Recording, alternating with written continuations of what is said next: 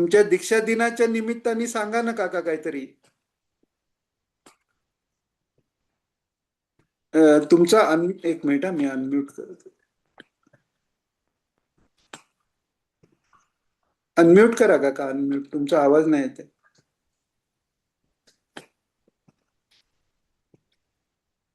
हा बोला काका. हा बोल. नाही काय म्हणजे काय जाणून घ्यायचंय? हा म्हणजे बऱ्याच जणांना तुम्हाला म्हणजे दीक्षा कशी झाली किंवा आचार्य जयंतीचा दिवस होता ना हो. तेव्हाचाच. दिनेश, सगळ्यात महत्वाचं तर काय असेल, या दीक्षेकडे बघण्याचा दृष्टिकोन हा फार महत्वाचा आहे.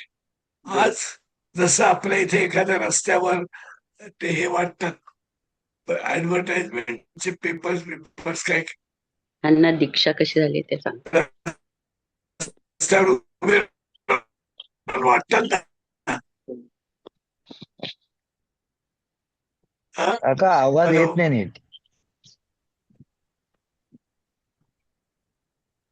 तो गेला. अरे आता मला मीच दिसतोय, तुम्ही दिसत नाही आहात. काका आम्हाला तसं काका आम्हाला नकोय. ऐकू येत आहे. बोला तुम्ही तुम्ही दिसता आम्हाला. म्हणून मी तुम्ही आम्हाला दिसता. तुम्ही दिसता, बोलत राहा. रेकॉर्डिंग तुम्ही मोठं यावं म्हणून मी तसं केलं. स्क्रीनवर तुम्ही दिसायला हवे म्हणून बोलता. काय तुम्ही दिसावे बोलताना म्हणून स्क्रीनवर त्यांनी तसं केलंय. तुम्ही दिसावे म्हणून मी मॅक्झिमाइज केला तुमचा व्हिडिओ.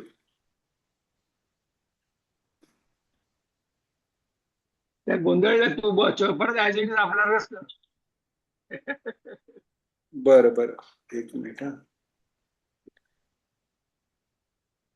हँग झालं बहुतेक काकांचं. हा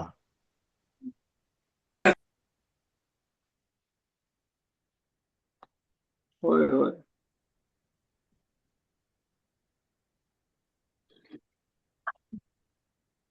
डिस्कनेक्ट झालं का? नाही आहे. आता आले. हा आले. त्यांचा आवाज येत नाही का? हा, ते आवाज म्यूट झालाय. काका म्यूट झाले, परत अनम्यूट करायला लागेल.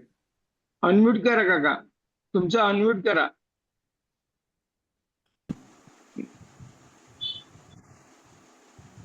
हा ओके ओके ओके. हा बोला आता, बोला.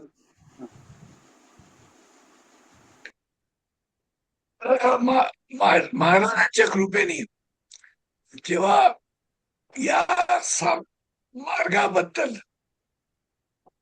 माहिती कळली, तेव्हा या मार्गाबद्दल अतिशय सखोल माहिती देणारे एक ग्रस्त मला भेटले.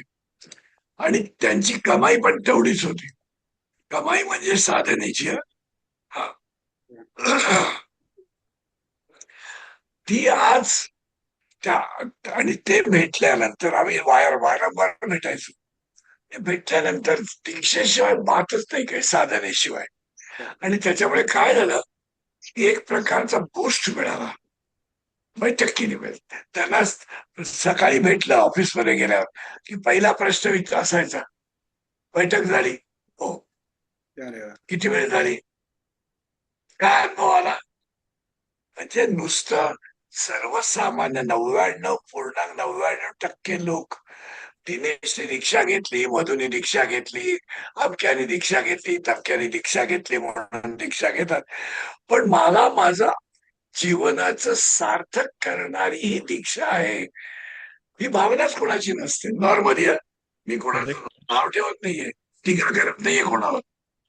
पण ही दुर्दैवाची गोष्ट आहे, कळलं का, की नीट कोणी जाणूनच घेत नाही.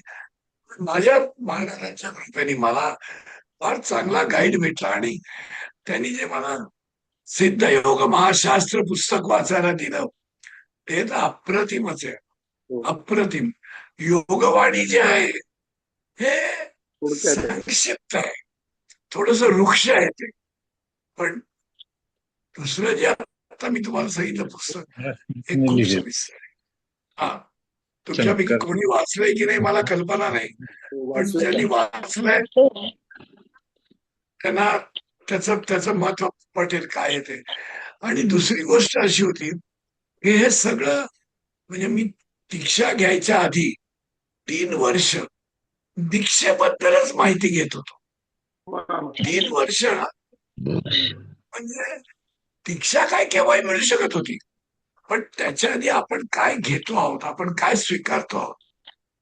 मला ज्यांनी सुरुवातीला म्हणजे या मार्गात इनिशिएट केलं त्यांनी पहिलं सांगितलं होतं की तुम्ही आधी तुमचा निश्चय आहे का की मी एकही दिवस बैठक चुकवणार नाही. तर या नाही तर हे असे खूप असतात अहो, हजारो लोक आहेत की मधुनी दीक्षा घेतली, दिनेशने दीक्षा घेतली, अमक्याने दीक्षा घेतली, म्हणून मी पण दीक्षा घेतली. पण ते मधु त्यातला टिकलेला असतो, बाकीचे सोडून देतात सगळं. हे करायचं नाही म्हणाले. तुम्ही मला वचन द्या की मी एकही दिवस बैठक चुकवणार नाही. वा. हा. आणि महाराजांच्या कृपेने तसं घडलं. आजार माझी बायपास झाली, तेवढे जर 2-4 दिवस सोडले तर मी एकदाही बैठक चुकवलेली. मी हे गर्वाने सांगत नाहीये, वा. बाकीच्यांना त्याच्यापासून काहीतरी प्रेरणा मिळावी म्हणून सांगतोय. तरच काहीतरी होतं, नाही तर नाही होत. ते मला रोज सांगायचे, हे बघ का गोडसे, रोज 9 तास बैठक व्हायला पाहिजे. 9 तास हा. बँकेत नोकरी करणाऱ्या माणसाने 9 तास बैठक करायची म्हणजे मनाची केवढी तयारी असली पाहिजे. म्हणजे त्यांनी दुसरं सगळं सोडलं पाहिजे.